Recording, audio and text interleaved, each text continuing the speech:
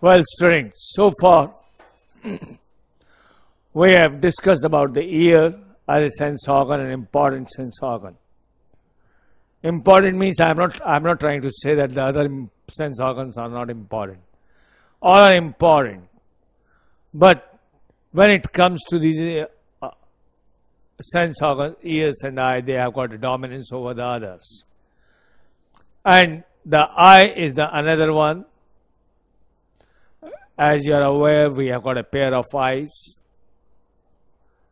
in the head, in the face, in the front part, just below the frontal lobe.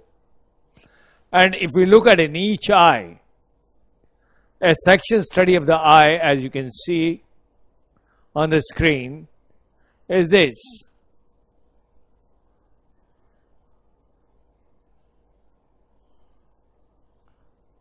Each eye is located in the cavity that we call as orbit. And the size of an eye, for your surprise, is not absolutely spherical. It's not as spherical like a circle that you draw, or a sphere or a ball. No. It is almost like that, but overall on an average we can say it is about 2.4 centimeter or 24 millimeter from one end to the another end. On an average, it can be slightly a millimeter more or less. That's all. Otherwise not. And the study shows that it is being held in the orbit by the string of muscles like this. If there's something is being held like this. That's how it is being held. And these muscles which are holding the eye are what we call as the rectus muscles, which come somewhere here.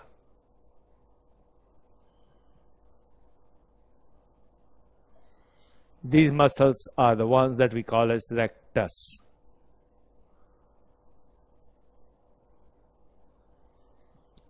And the section studies show that eye in itself has got three layers: outer, middle, and inner. The outer, called sclera, is dead, whitish in color, except that in the front it has become transparent and has bulged out like this part, slightly above this again, in form of conjunctiva and cornea. Cornea is the one, a very, very important part of the body, of the eye, because this cornea is responsible for the maximum of refraction of light. That means more than 60% of the light that is entering into the eye undergoes the refraction while passing through the cornea.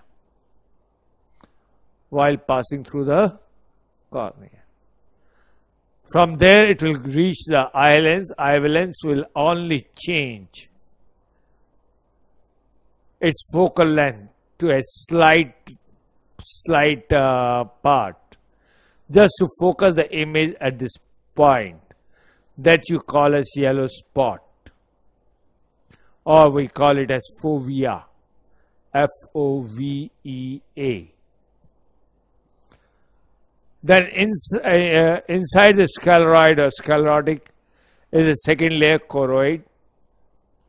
It is a living structure with nerves, with blood vessels, and is blackish in color. Blackish in color is in order to absorb or prevent any reflection of light, because light has gone in. Now this light collides here and may get reflected, and if it continues to get reflected, then what will happen? The two light rays may intersect each other, and then the interaction of these light waves would lead to the development of a blurred image. That means a foggy picture. So what choroid does that whatever the light after reflection from retina comes on, it absorbs it. As you know, black color is a good absorber of light.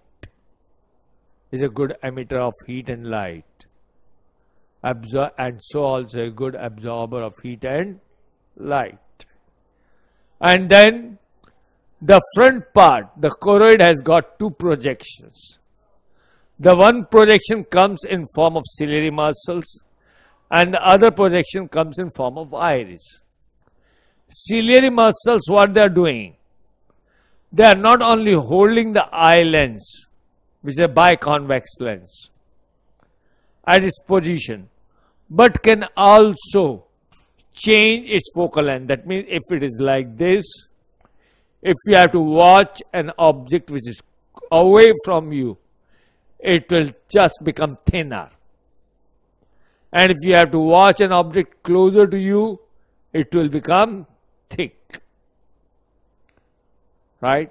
So this change, that means there is occurring a change in the focal length of the eye lens. And this change in the focal length of the eye lens is brought by none but by the contraction and relaxation of the ciliary muscles.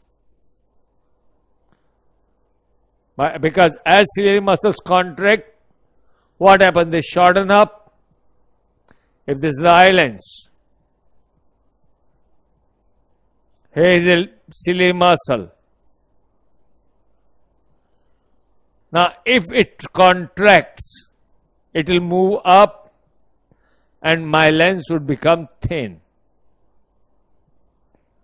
If it relaxes, it would come down and my eye lens would become like this. So, being thin is for distant, for objects, and become thin is for nearby objects. That is the function of the ciliary muscles. The iris, that is structure, the color of these iris is the color of you, eye color of you. And you must be aware that about 85% population of the whole world has got brown eyes. The color of the iris in 85% of the population of the world is brown. It's not black. Some have got the misconception of having the black eyes, but it's dark brown in color.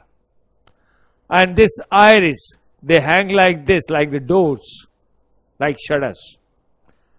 They pull apart, space increases. They come down, space decreases. And the space between the two irises is what we call as pupil. Because that's the door through which the light would enter in. That is, the iris are regulating the size of pupil. Pupil further regulates or controls the amount of light that should enter into the eye. If the light is bright, you squeeze your eyes. The iris get elongated, they get extended. If you are watching in dim light, you broaden your eyes. As you broaden your eyes, what happens? Iris goes upward and downward. That is, the space between the iris increases, the size of the pupil increases, and more light goes in because the outside light is dim.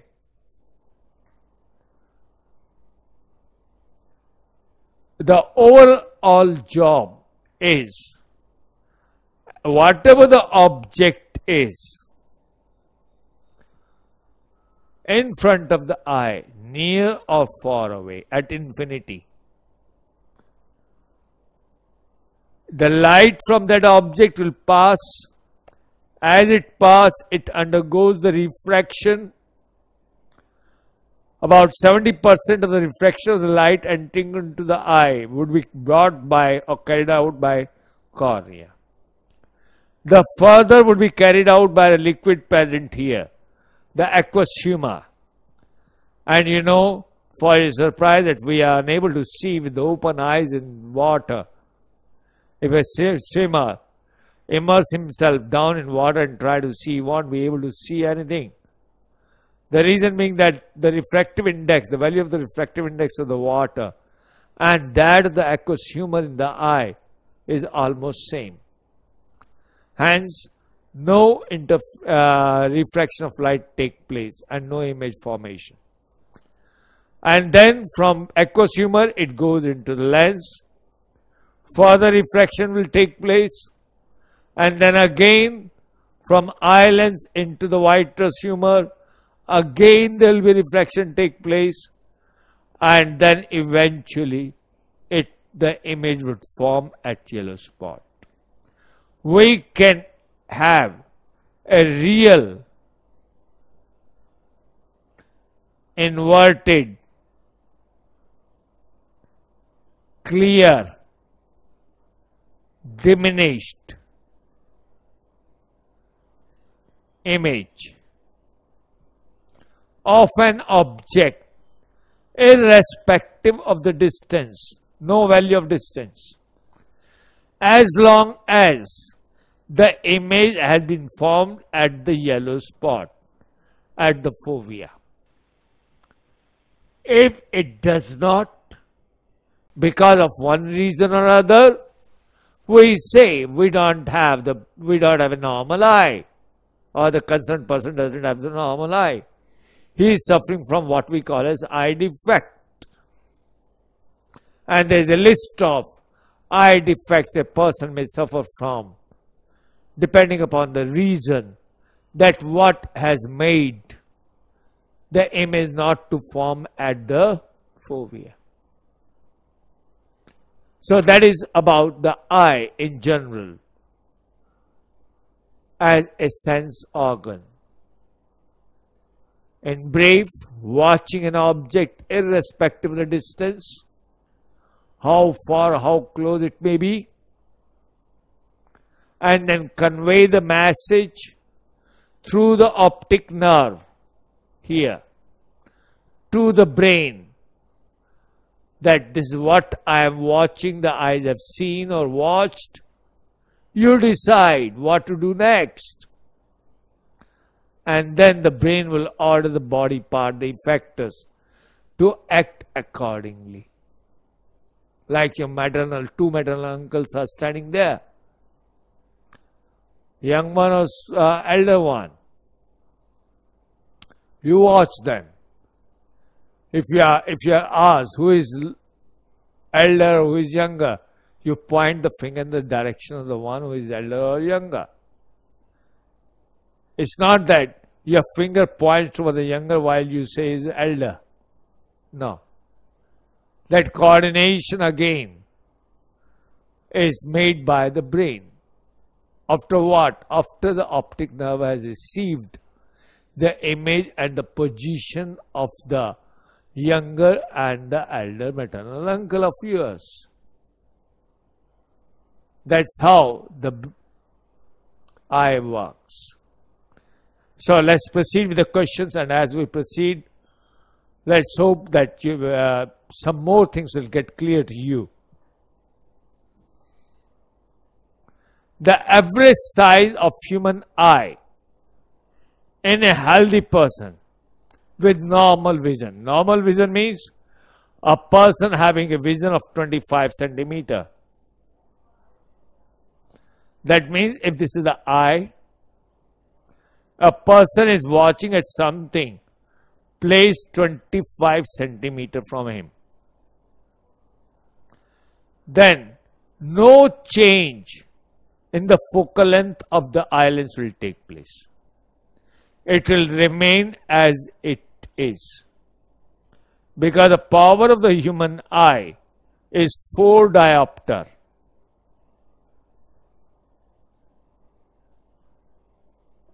That is, up to this distance, no change occurs in the eye. Our eye is as it is. Right? then that is called the distance of persistent vision.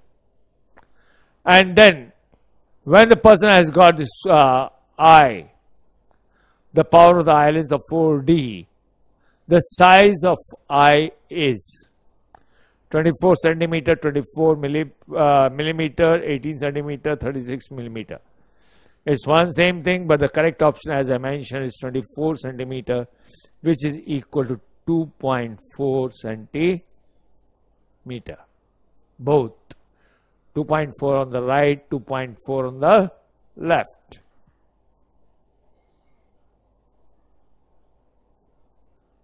Next.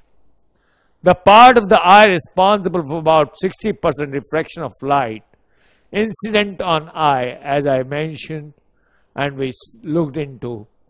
Cornea is responsible for the maximum percent of light, maximum percent of refraction of light incident on eye. So here the option is there, that's cornea. Cornea is the one responsible for 60% refraction of light or more.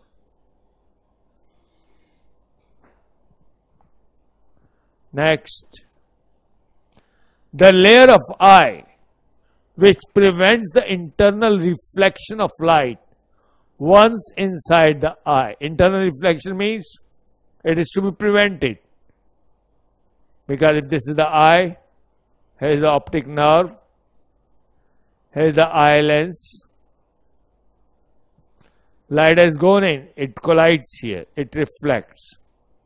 Now another one is coming, it will also interact and will act like this. Now these two light will unnecessarily interfere with each other, and that would lead to the formation of blurred image. That will see the image, but nothing will be clear in the image. And this should not happen. It is being prevented by which layer? Scleroid, that is the outermost, choroid, the middle, retina, the innermost, conjunctiva, the outermost above the cornea. The correct answer is the choroid, which is blackish in pigmentation. As I mentioned, black color is a good absorber of the light. So whatever light is incident on the choroid, it absorbs that light to prevent any further reflection of light that it could cause interference. Next, on an average, a person blinks his eyes. Blinking means opening and closing the eyes. Normally, to understand this, the rate of breathing and the rate of blinking almost go same. Because breathing is about 14 to 16 times a person breathes. And in the same mode, it's about 15 to 20 times per minute a person blinks under normal conditions. That means there is no air pollution, he is not under stress, he is not excited, he is not thinking about anything. In a normal state, a person blinks about 15 to 20 times per minute. Next, a normal eye, the focal of eye lens to focus the image on retina, that is the focal length of eye lens to focus the image on retina is regulated by what? Regulates the thickness. You see, focal length is related to thickness of eye lens. That it is thick or thin. Thick, near, thin, far. And who is holding the muscle? The eye lens. The ciliary muscles. So it is the correct answer is ciliary muscles. Ciliary muscles makes the lens to become thick or thin. That is, helps the eye lens to change its focal length to focus the image onto the fovea.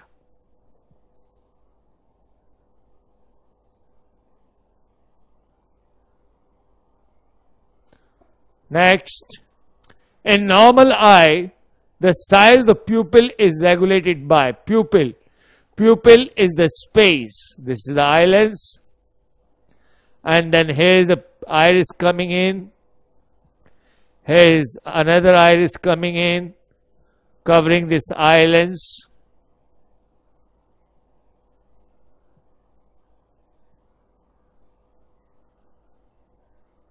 And this space, this is iris. The space is what we call as pupil. So what is controlling the size of the pupil? The distance between the iris. So the correct option goes to be the iris. That is, the size of the pupil is regulated by the iris. Next, the pigment necessary for normal vision is iodopsin, rhodopsin, inulin, and secretin. If we look at these options, secretin is not a pigment but is a hormone. Inulin is not a pigment but is a sugar, a type of carbohydrate.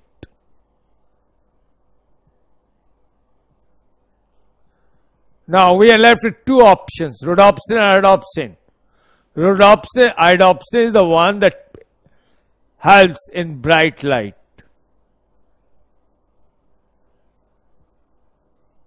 And rhodopsin for a dim light in rod cells. And bright light in cone cells. Now, which is the pigment for vision? Pigment for vision is rhodopsin. Because when a person moves from a dim zone to a bright zone, rhodopsin converts into iodopsin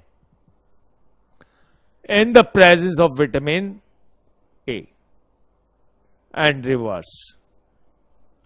When he moves from bright into dim light, that's why if you realize, after watching a movie in a cinema hall for 3 hours, when you come out, or when the power has been cut for a long time and all of a sudden light comes, you take some fraction of a second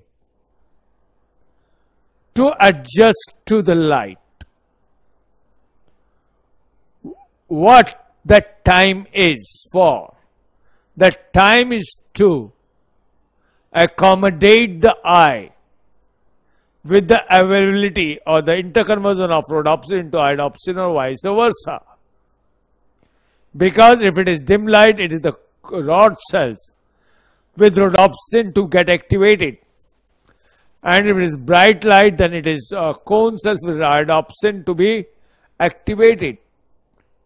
And then conversion of rhodopsin to iodopsin takes its own time. That is the time the eye needs to adjust to the change in the intensity of light. But the primary one is rhodopsin. Next, the three primary colors. There are colors called primary colors and secondary colors. Primary colors are the ones which are main colors. They cannot be synthesized by mixing two or more than two colors.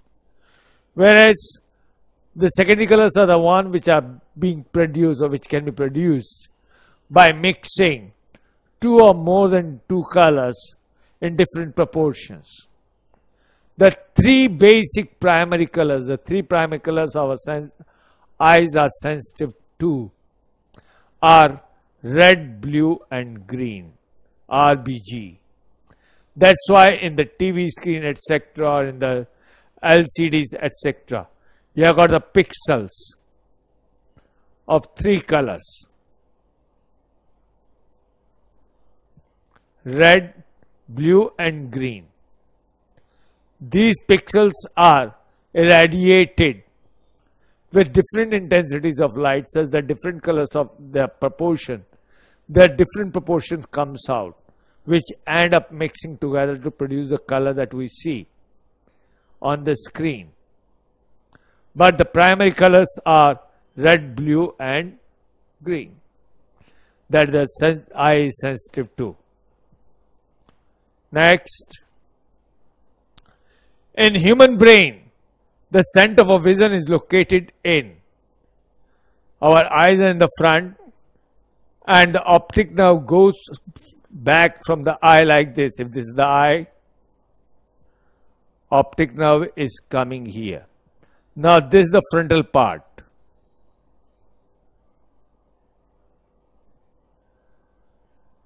This part becomes the temporal part.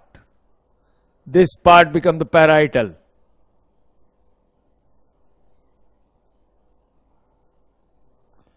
So here is the eye like this with the optic nerve.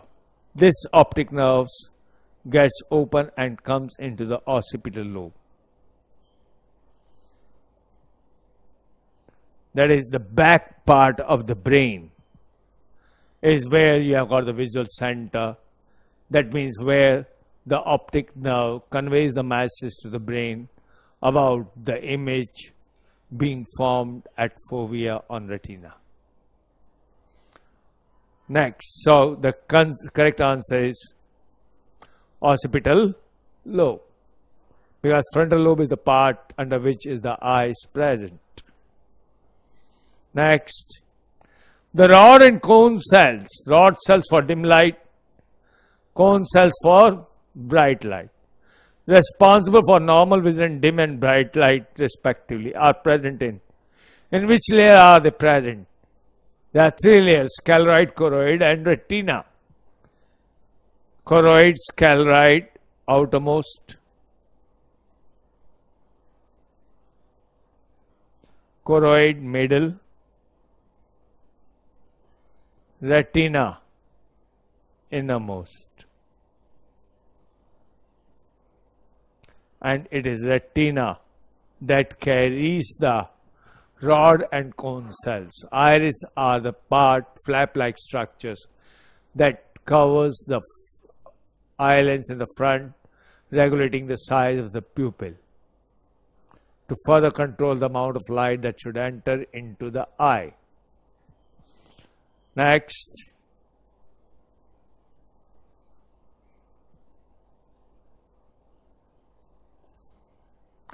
a person fails to read a book or a newspaper from a distance. One of the reasons is that the image formation in the eye in his eyes takes place behind retina,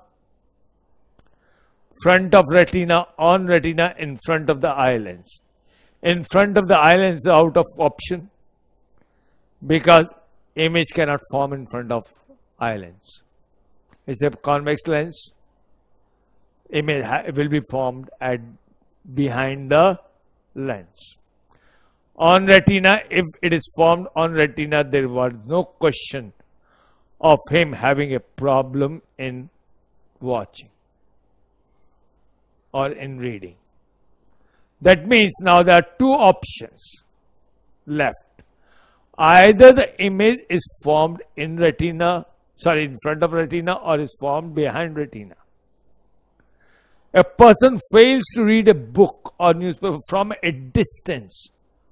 That means if the newspaper is closed, he can read. If the same newspaper is taken away, he fails to read. Then what is that? Where is the image formed?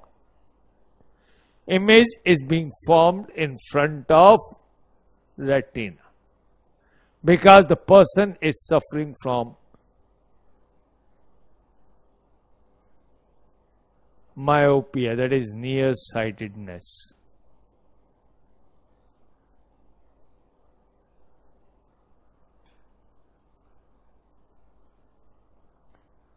The eye size has become big. right? So that's the correct option, that when a person can see something placed close to him clearly but can't see objects away from him, just like a student sitting at the back benches.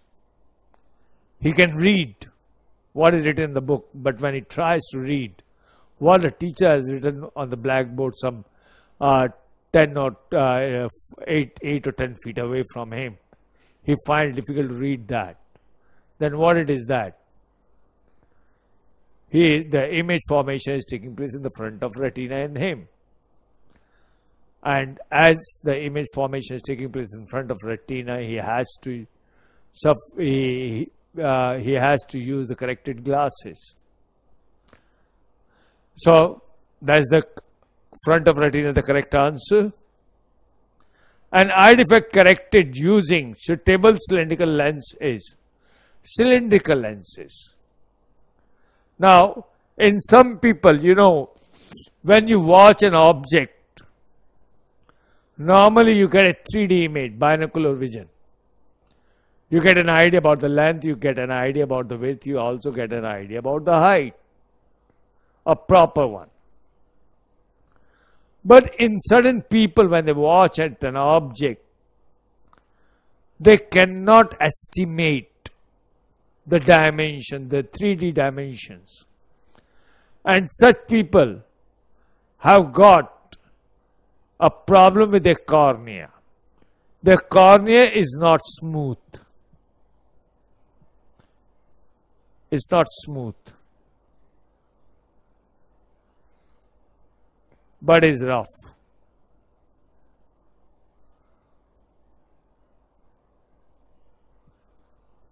And because of this rough cornea,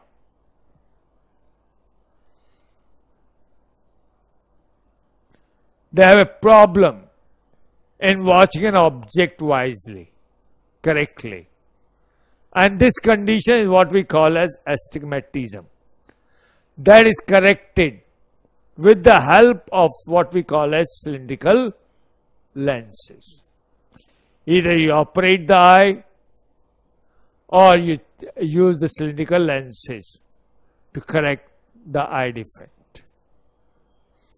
Next, a child sitting on back benches find it difficult to read the sentence from the book on table. He is sitting at the back bench, but he is finding to read a sentence written on the book. So, whether the child is sitting at the back or in the front, he has got the same problem, that he cannot read from the book that is from a shorter distance. You expect the child to be suffering from what? When a person have got a problem in watching or in reading from the objects placed close to him, he is expected to suffer from hypermetropia, because image formation takes place behind retina. Let me be very careful. Myopia is a small word. Hypermetropia is a big word.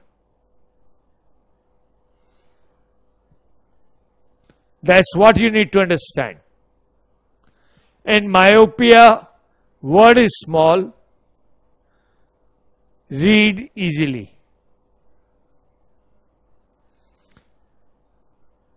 Word is big, read from distance.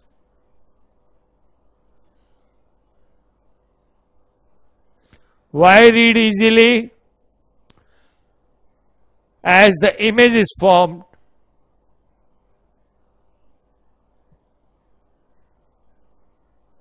in front of retina.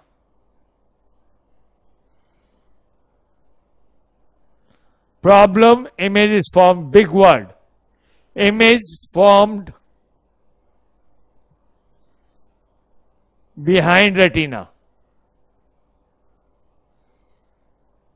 Again, small word, corrected.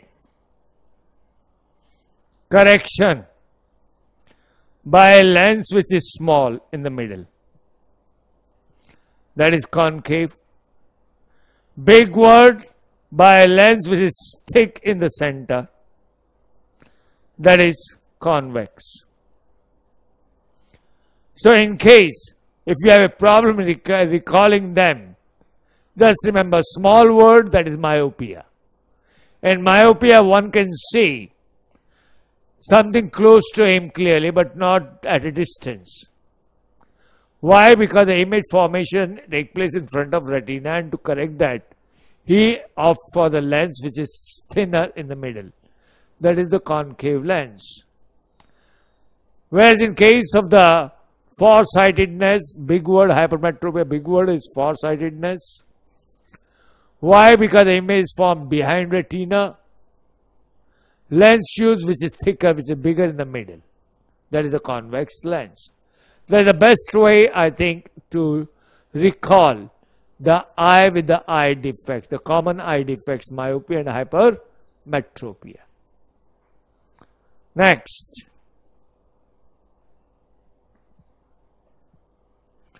the stye. Stye is the inflammation of, stye means if this is the eyelid here, here is the eyelid. The top eyelid and the bottom eyelid. Sometimes you see a growth like this.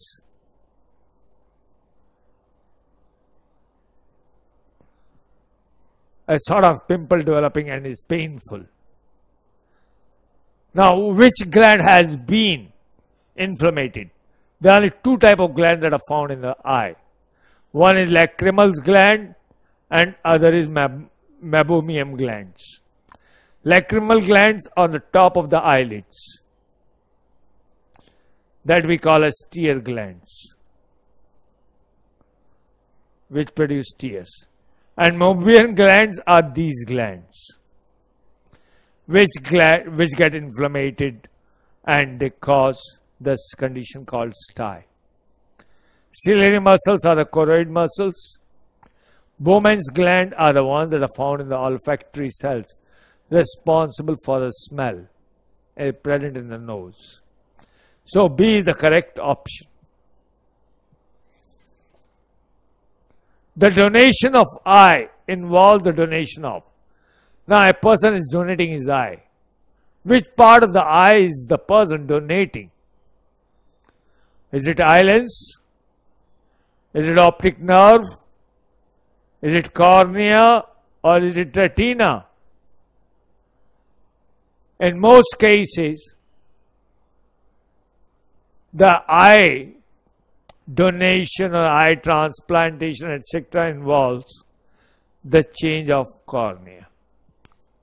Because it is cornea that get coagulated, the white deposits, etc., starts taking place, particularly in cases people suffer from called cataract.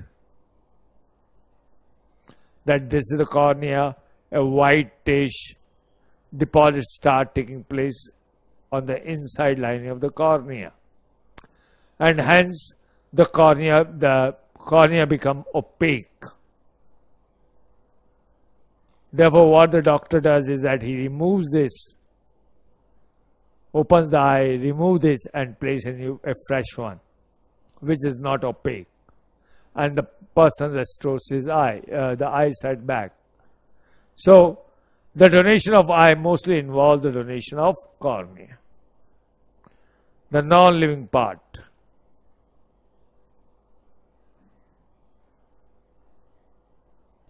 And therefore, if you remember, for cornea transplant, there is no need for the doctor even to go for blood test. No, because it is a non-living structure. There is no chance of an intermixing of the blood to take place between the donor and the acceptor or the receiver. Next. The old age people suffering from presbyopia. Old age means after an age of about 50 years and above. Normally, because of aging, that is becoming old, the people starts having a problem with their eyes. And when they have these problems with A's in their eyes, then that eye defect is what we call as presbyopia. That is aging eyes. Now, for people like this, these old people, doctor prescribed glasses. And the glass, if we look at, has got structures like this. If this is the glass part of one eye, it has got bifocal lenses. This lens and this lens. There are two different type of lenses. That is, the bifocal lens has got upper and lower lenses. This is the upper and this is the lower.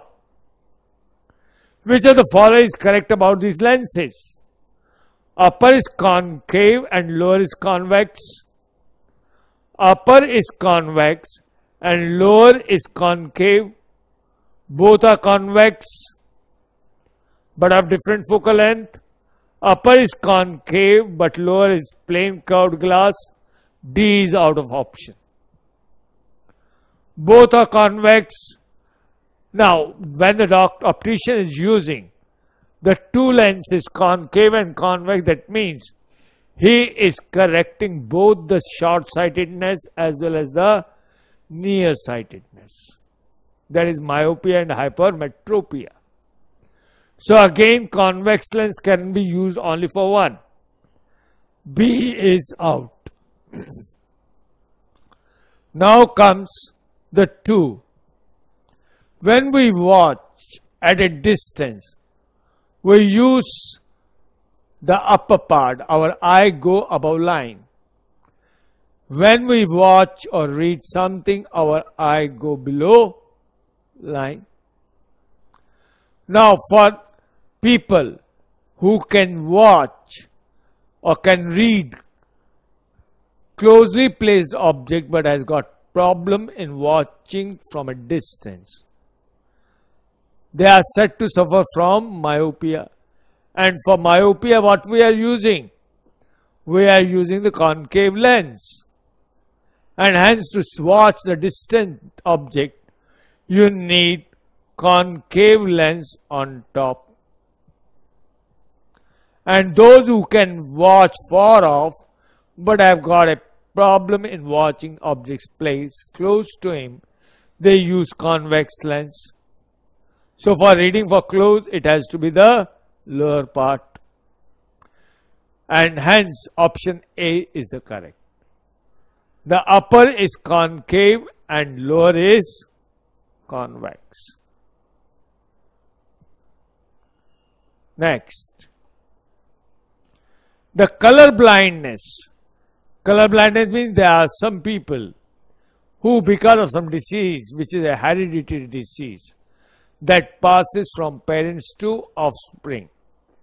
That is, mostly it is red-green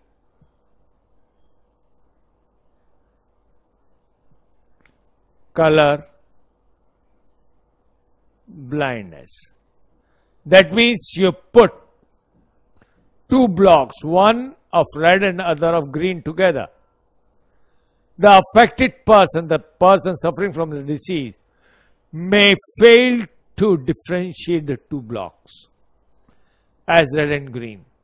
Therefore, such people are also advised not to drive, because world over, the red lights have got red light or green light. And when they are driving, they will fail to differentiate whether the light is red or green. It is diagnosed by the optician. How does an optician diagnose that which eye defects is he suffering from? Because eye defect is not only for red and green color, it can be for other set of colors also. So what does he do? He uses some cards. What are they called? Vision flash cards. Watching an X-ray of human eye, X-ray is not taken. So that's the that's impossible. That's incorrect. Because taking an X-ray of the eye means damaging the eye completely. Colorblind cards, the card that you call as colorblind cards, or Ishihara cards. Ishihara cards actually are the correct option because they were discovered by the Ishihara, by a person concerned with by the name Ishihara. So those cards means you see those cards with the spherical dots like this, and there are small dot-like structures like this of different colors.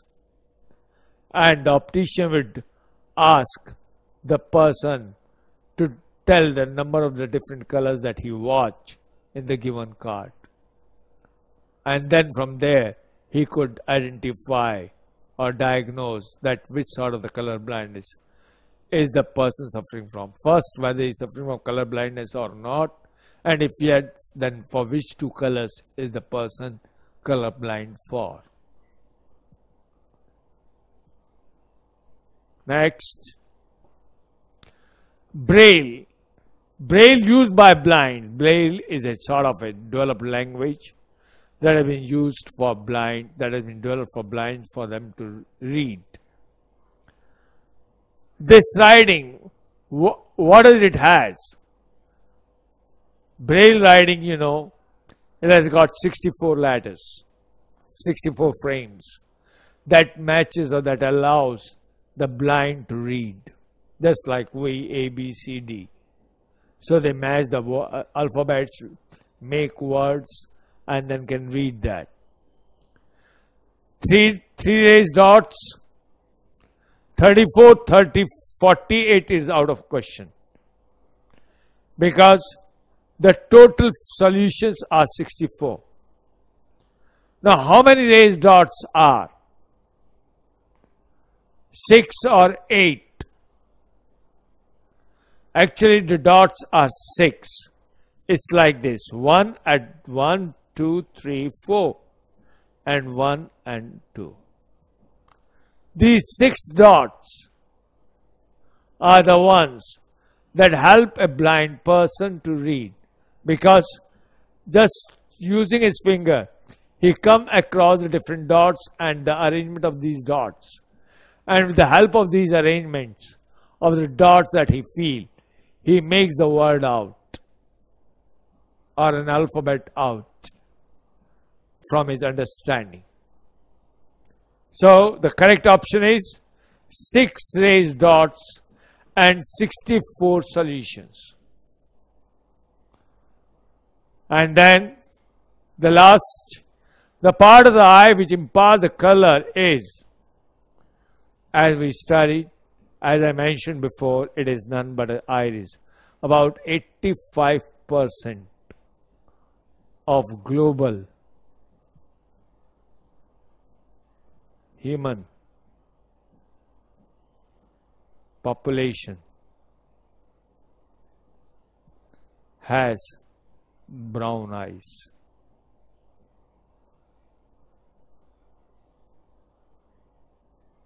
Or dark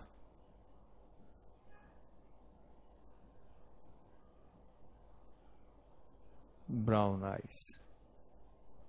And it is the iris, whether it's hazel, black, whatever the color may be, is because of the color of the iris. That is what we also call as colored diaphragm.